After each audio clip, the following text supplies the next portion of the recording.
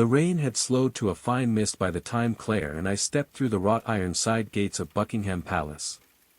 The lamps along the drive cast pools of gold on the wet gravel, each light ringed with a halo of drizzle. The palace loomed ahead, its white facade gleaming faintly in the haze, like a portrait hung too high for anyone to see the full picture. We weren't here for a tour. No group tickets, no polite chatter. This was a summons. The letter had been short, written on heavy paper with no signature. Your presence is requested for a matter requiring discretion. That's what you write when something has gone wrong and you don't want the newspapers finding out. Inside, the air was warm, almost stifling, and laced with the sense of polished wood, fresh flowers, and something faintly metallic, brass, maybe, or old coin. Every surface shone, the marble floors so clean you could see the chandelier reflections stretched to infinity. But even in the grandeur, I could feel it, a stillness that didn't belong. The kind you get in a room just after a fight, when people are trying to act like nothing happened. Our escort, a palace security officer in a tailored black suit, spoke in clipped, careful sentences. "Please follow me," he said, and didn't offer his name. His eyes were everywhere except on us. We moved through corridors lined with oil portraits. Kings and queens stared down from their frames, each face lit so that their eyes seemed to follow us. The carpets were so thick our footsteps made no sound at all. Claire, walking just behind me, leaned close enough for me to feel her breath on my ear. "Everyone's either moving too fast or not moving at all," she murmured. She was right. The staff we passed behaved in two ways, either gliding quickly, eyes down, or stopping dead the moment we came near, as if caught mid-step in a photograph. Then we entered the picture gallery. It stretched ahead like a crimson tunnel, the ceiling high and gilded, the air faintly cooler than in the rest of the palace. Spotlights bathed the paintings in soft light, the gold frames glowing against the red walls. The scent of polish was stronger here, almost sharp. That's when I saw him. At the far end, near the last painting, stood a man. Tall, broad-shouldered, dressed in a dark overcoat that looked too heavy for the heated room. The brim of his hat threw most of his face into shadow, but I could feel his gaze from where I stood. He wasn't admiring the art. He was looking straight at us. Claire's pace slowed. "Harry, who is that?" "I don't know," I said. And that was already a problem. Our escort didn't acknowledge the man. Didn't glance his way. Instead, he suddenly guided us into a side corridor without explanation. "This way, sir." His voice was flat, but there was a tightness in it that hadn't been there before. When I turned back for another look, the man was gone. We were taken to a small study, its walls covered in green silk, the floor hidden under an ornate rug. A desk dominated the room, its surface so polished it reflected the brass lamp like a still pond. On the desk lay a single folder. Inside, a photograph, grainy and washed out, clearly taken at night. The same man I'd just seen. He was standing outside the palace gates, his hands in his pockets, head slightly tilted toward the camera. The date stamp in the corner read 2 days ago. "He's been seen 3 times in the last week," our escort said. "Inside the grounds. Never on the entry logs. No one sees him enter or leave. We review the CCTV," he paused, his jaw tightening. "Every time, the footage is corrupted. Static. Then he's gone." Claire leaned forward, studying the photo. "So you want us to find him?" "Yes. And tell me how he's doing it." Before I could ask more, the guard's radio crackled to life. The voice on the other end was sharp and urgent. Our escort straightened, listening, then turned to me. "He's here. Now." We moved quickly back toward the gallery, the thick carpet swallowing our footsteps. My pulse had quickened, though I told myself it was just the pace. And there he was again, the man. This time standing in front of a portrait of Queen Victoria, head tilted as if listening to something only he could hear. One of the palace guards stepped forward, voice low but firm. "Sir, I'll have to ask you to." The man turned. Slowly. His eyes locked on mine from across the room. They were dark, steady, and completely unreadable. Not curious. Not hostile. But there was recognition there, the kind that makes your stomach drop, because you don't remember ever meeting. Then, without a sound, he stepped backward into the alcove. The guard lunged after him, and found nothing. Empty wall. Claire's voice was barely a whisper. "Harry, what did we just see?"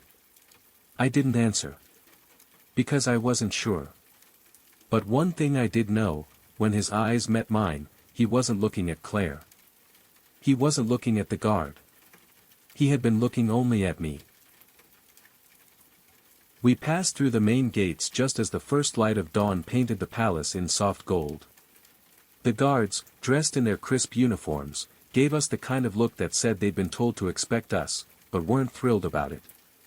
Claire, walking a half step behind me, glanced up at the sprawling facade, her breath forming faint clouds in the morning chill. "Harry, it feels too quiet," she whispered. She was right. For a place that normally buzzed with life, deliveries arriving, staff rushing about, the murmur of voices, and the constant shuffle of visitors, the courtyard was unnervingly still. The only sound was the distant echo of our footsteps on the stone. Inside, the corridors were wide and regal, the air scented faintly with polished wood and old stone. It was the kind of place where every step you took felt like it might be recorded somewhere, remembered by the walls themselves. And maybe it was. I've been in enough buildings to know when I'm being watched, even if I can't see the eyes. A tall man in a dark suit appeared from a side passage. His posture screamed authority, but his face looked worn, the kind of tired that doesn't come from lack of sleep, but from carrying too many secrets for too long. "Detective Harry," he said without offering a handshake. His voice was low, measured. "I'm head of security here. You're to follow me to the East Wing." The East Wing. Claire's brow furrowed, she'd read the same confidential reports I had. That part of the palace hadn't been open to the public for decades. Officially, it was under renovation. In reality, no one could agree on why it had been sealed off. We followed him down a long corridor lined with oil portraits of kings, queens, and long-forgotten nobles. The eyes in the paintings seemed to follow us, their gazes heavy with judgment. Halfway down, I noticed something unusual, one of the frames hung slightly crooked. It was a tiny detail, but in a place where every inch was meticulously maintained, it stood out. I slowed, tilting my head. Behind the glass, the portrait's painted background seemed off. The shadows didn't match the lighting in the hallway. It wasn't until Claire leaned in closer that I saw it, a faint silhouette in the far corner of the painted room, barely visible but definitely there. "Was this always like that?" she whispered. Before I could answer, the security chief's voice cut through the air. "Keep moving." His tone left no room for argument. The east wing doors loomed ahead, massive oak slabs reinforced with dark iron bands, the kind of doors built to last centuries. The brass lock mechanism was thick and ornate, its surface worn smooth by time. The man produced a heavy, ancient-looking key from his coat pocket and slid it into the lock. The sound it made as it turned was deep and reluctant, like a vault that hadn't been opened in years. When the doors swung inward, a wave of cold air rolled out, wrapping around us like icy fingers. Not the kind of cold you get from bad heating, this was deeper. Damp. The kind of cold that clung to your bones. The air smelled faintly of dust and something else, something metallic, like old blood or rusted iron. We stepped inside. The light from the hall barely reached the room, swallowed up by the dark. Our flashlights cut thin paths through the shadows, revealing high ceilings, faded wallpaper curling at the edges, and furniture hidden under white sheets. Dust motes drifted lazily in the beams of light. "Why are we here?" Claire asked quietly. The security chief's jaw tightened before he answered. 2 nights ago, one of our night staff saw someone in here. They shouldn't have been. We searched the wing, found nothing. But. He hesitated. The staff member hasn't shown up for work since. His flat was unlocked, belongings untouched. It's as if he just walked out. I didn't like the sound of that. People vanish for a lot of reasons, but vanishing in a locked-off wing of the palace? That's a new one. We moved deeper. The floor creaked in protest under our weight. Somewhere in the dark, something faint tapped, irregular, soft, like water dripping onto stone. Claire stopped at a tall window, brushing away a thick layer of dust with her sleeve. The gardens outside stretched endlessly into the pale morning light, but there was movement. A lone figure stood near the far hedges, shrouded in the mist rising from the grass. Too far to make out details, but the posture was strange, stiff, almost unnatural. They weren't facing us, just angled toward something beyond our sight. "Do you see that?" Claire asked, her breath quickening. I nodded, eyes locked on the silhouette. And then, in the blink of an eye, they were gone. No walking away. No fading into the fog. Just gone. "Harry." Her voice was tight, almost pleading. "Tell me you saw that." "Yeah," I said, lowering my flashlight. "I saw." The security chief studied us both, his face unreadable. "That's why you're here. Whoever they are, they've been here before. More than once." The cold in the east wing suddenly felt heavier, like it was pressing in from all sides. Somewhere deep in my gut, I knew, this wasn't just about a missing staff member. This was about someone, or something, that knew the palace better than we did. And they weren't finished yet. The narrow hallway behind the service door was colder than the dawn outside. Not the kind of cold you fix with another button on your coat, this was the damp, sealed-in chill of a place the building had decided to forget. Our footsteps went out in front of us and came back thinner, like the stone was tasting the sound before returning it. Somewhere ahead, water dripped in a slow, patient rhythm. Plink, plink, plink. A metronome counting down to something we couldn't see. Claire's breath fogged in the edge of my flashlight. "Harry, this passage isn't on any of the plans," she whispered, fingertips brushing the wall as we walked. Her glove snagged on shallow grooves. She turned her hand to the light. "These aren't cracks. Someone scraped something off the stone. Writing. Symbols. Whatever it was, someone didn't want it read." I didn't answer. I was counting. Steps from the service door to the first bend. Steps from the bend to the next stretch. You learn to keep distances in your head in case you have to leave in a hurry without a light. We rounded the corner and the beam caught a dim glint. A tarnished brass nameplate was bolted at eye level, letters engraved in an old serif that had gone almost black with age. "Room 19, staff access only." The number meant nothing to me. I'd memorized the official layout of this wing. There was no room 19. Not on paper.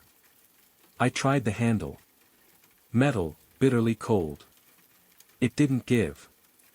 Behind us, the corridor seemed to gather itself, not narrower, exactly, just closer, like breath on the back of your neck. Claire stopped mid-step. "Harry. Listen." I heard it. A shuffle. Not the scratch of vermin, not the random groan of old stone. Measured. Human. "Help me," I said, and put my shoulder to the door. The hinges screamed, a sound that didn't belong in a palace, and bounced away in both directions. The slab yielded an inch, then two, then swung inward with a shiver. Warmth rolled out, but it wasn't friendly. It had weight to it. Candle wax and something sweet left too long, flowers in stale water, perfume that had soaked into fabric decades ago and never left.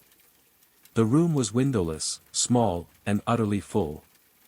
Photographs covered the walls from skirting to ceiling, arranged in lines too precise to be casual. Hundreds of frames. Hundreds of faces. And in every single image, sooner or later, your eye found him. Sometimes he was a blur in the background of a garden party, a sliver of dark uniform behind a rail of medals and smiles. Sometimes he stood close enough that you could count the threads in the gloves, a stiff, old-fashioned palace livery that never seemed to change. His face didn't either. Not really. The lighting changed, the lenses changed, the world changed, and he looked the same. Claire moved slowly along the wall, reading the tiny brass labels under each frame. "These dates jump," she said. 1912. 1931. 1954. 1986, and then, she stopped on a cluster where the black and white gave way to color. "Last week." I stepped beside her. The newest photo had the shallow depth of field of a modern phone and the sterile honesty of LED light. He was standing exactly where we were now.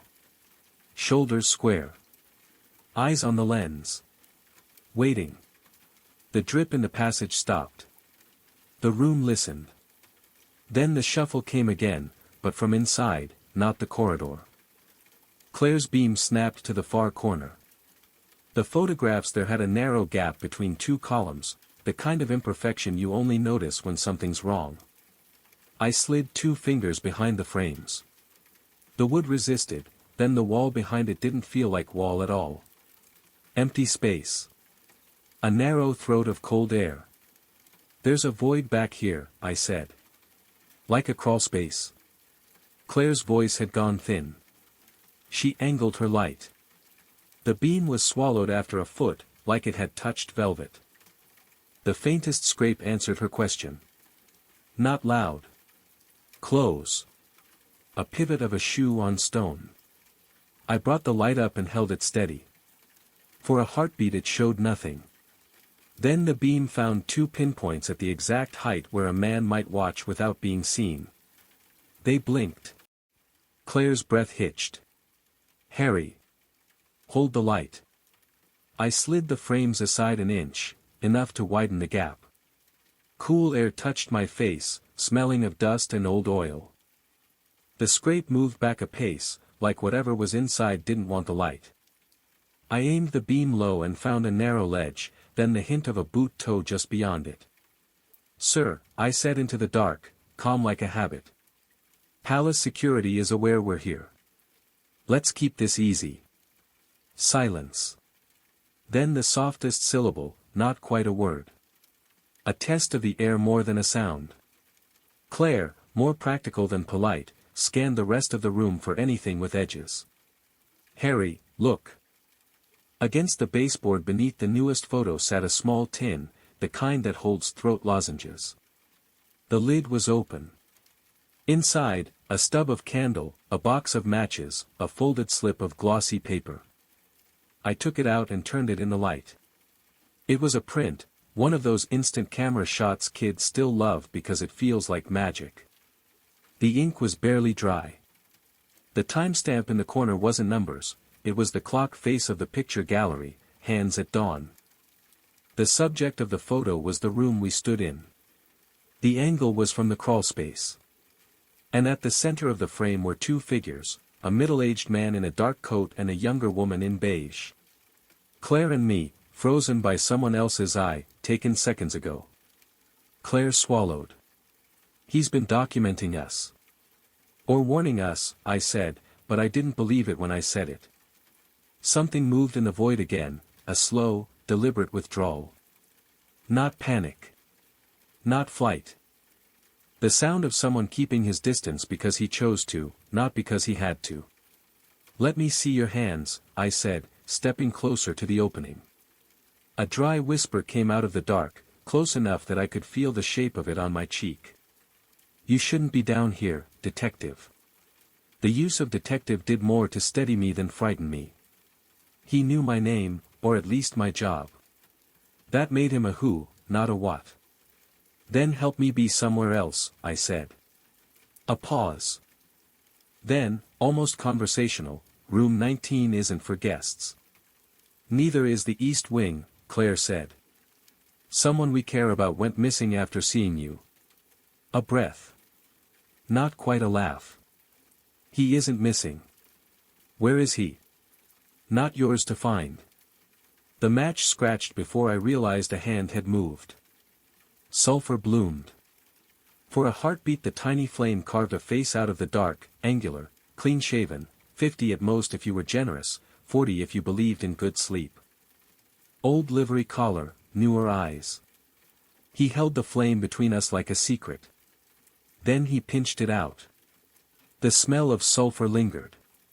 In the sudden dark my pupils clawed for light. Somewhere beyond the wall the drip resumed, plink, plink, plink. I pushed the gap wider. Sir, step out where we can see you. He didn't.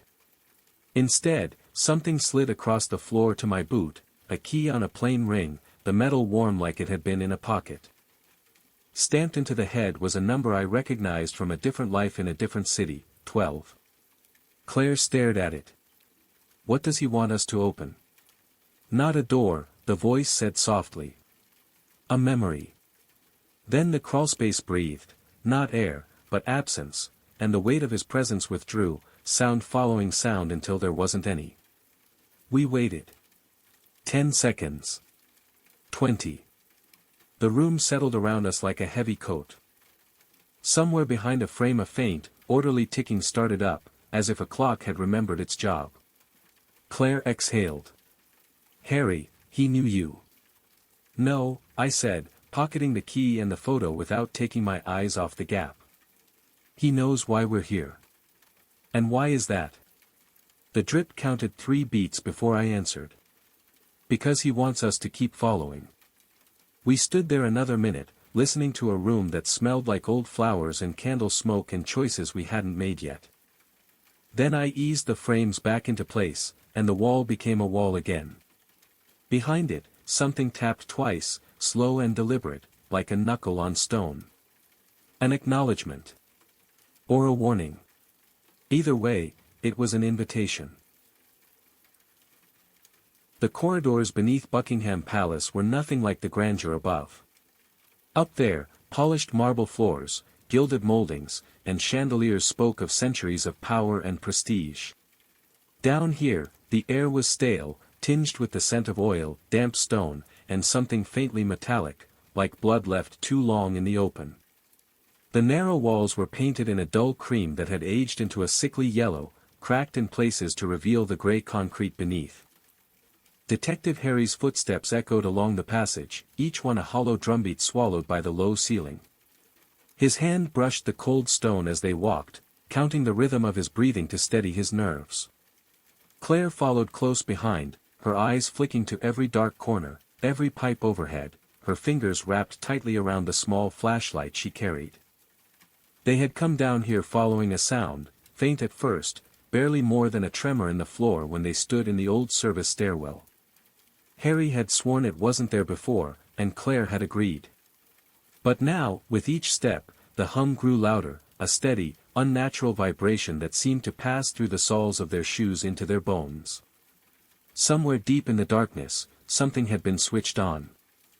The corridor turned sharply to the left, and there it stood, a heavy steel door, its grey paint blistered and peeling, the number 7 stenciled faintly across its center.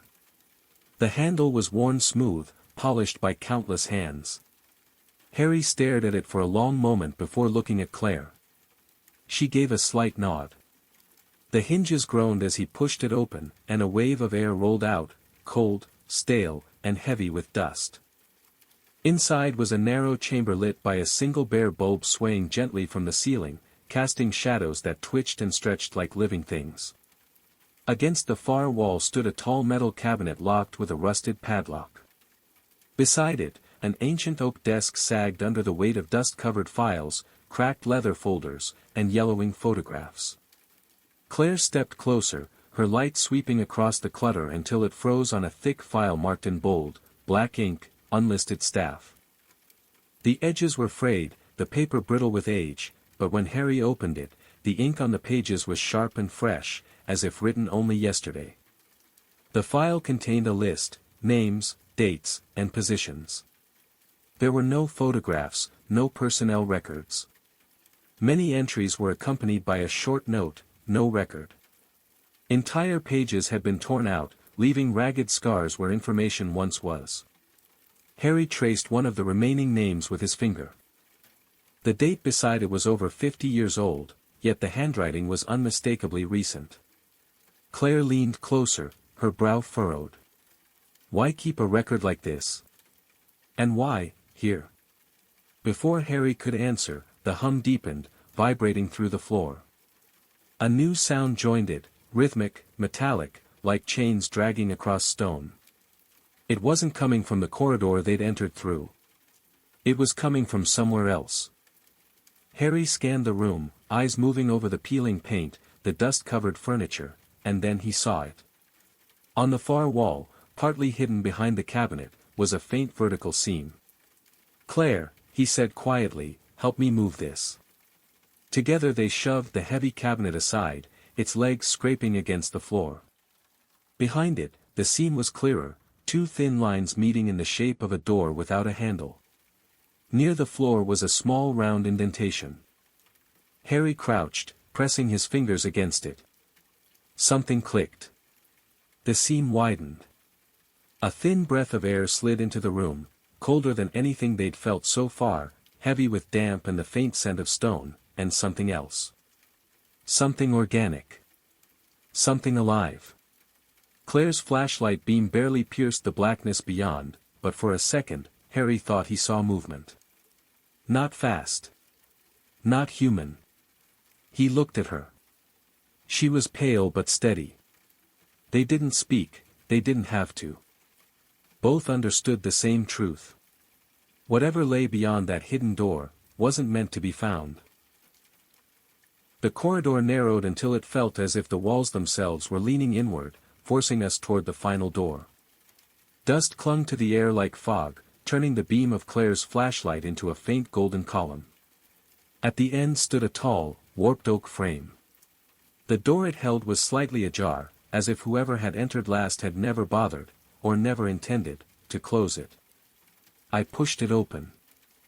The room beyond was unlike any part of Buckingham Palace I'd ever seen, and I'd seen more of it than most royal staff. No chandeliers here, no ornate moldings. Just a hollow, lifeless chamber, its marble floor coated in a thick gray film of dust, muffling our footsteps to whispers. The stale air was heavy with the scent of dry wood, old paper, and something else, something faintly sweet, like flowers pressed between the pages of a forgotten book. The walls were lined with tall, narrow portraits in gilded frames. Each face, kings, queens, court officials, was painted in sharp detail. But as we walked further in, I felt their eyes move with us, their expressions subtly shifting with the change in angle. Claire noticed too. She pulled her coat tighter around her shoulders. At the center of the room stood a massive oak desk. On its surface lay scattered papers, a quill sealed in a glass inkwell, and, sitting precisely in the middle, a leather-bound journal. Its cover was cracked and brittle, as if it had been waiting decades, maybe longer, for someone to touch it. I slid it toward me. The spine groaned in protest as I opened it, revealing pages filled with neat, deliberate handwriting. The first lines were enough to quicken my pulse. They must never know what I've seen. The doors open only at dawn, and only then do they come out. The words carried an unease that no amount of light could soften. I turned another page, sketches of the palace grounds, some with corridors I didn't recognize. Margins filled with strange marks, dates crossed out, names underlined twice. A pattern, deliberate, careful, but its meaning was locked behind the writer's mind. Harry, Claire's voice was thin, almost lost in the room's stillness. She wasn't looking at me. I followed her gaze to the tall arched window at the far end. Beyond it, in the pale wash of early dawn, a lone figure moved across the courtyard. Dressed in a long black coat and a wide-brimmed hat, they walked slowly, each step deliberate and without sound. There was something wrong in the way they moved, too smooth, like the ground offered no resistance at all. By the time I reached the window, the figure had turned the corner out of sight. My body moved before my mind caught up. I ran, my footsteps echoing sharply against the cold stone, chasing the fading shape through the silent corridors. When I burst into the courtyard, the air was cold enough to bite. Mist clung low to the cobblestones. The gates were ajar, swaying slightly in the breeze. But the figure was gone. Not a shadow, not a footprint. Just empty space where someone had been seconds ago. Claire emerged behind me, clutching the journal so tightly the leather creaked. Her face was pale, her breath clouding in the air. "Harry," she whispered. "If this person lived here, if they knew what was happening, then where are they now?" I stared at her, searching for the right words, and found none. Because deep down, I knew the truth. The palace wasn't just a monument to history. It was a keeper of the ones who had walked its halls, and some had never left. We stepped outside into the courtyard as the first rays of sunlight climbed the palace walls. The golden light spilled across the mist, making it glow like smoke on a battlefield. Somewhere high above, a raven called, its cry sharp and short-lived. I looked back at the gates, now still, firmly shut, and the towering facade beyond them. There was no movement in the windows. Yet the feeling of being watched was undeniable, coiled in the back of my mind like a patient snake. The journal was in my hand now, its weight heavy and unbalanced, as if it wanted to be somewhere else, or perhaps with someone else. Claire stood beside me, her eyes fixed on the palace. "This case," she murmured. "You're not going to close it, are you?" I shook my head slowly. "No, Claire. Some doors, once found, don't stay shut. And some people, you can't file away in a report." She didn't answer, and for a long moment, neither did I. The silence of Buckingham Palace at dawn was absolute, broken only by the distant toll of a bell from somewhere deep inside, 12 slow chimes. 12. I glanced at Claire. Her expression told me she'd made the same connection I had. The key from room 19 was still in my pocket. And whatever it opened, was waiting.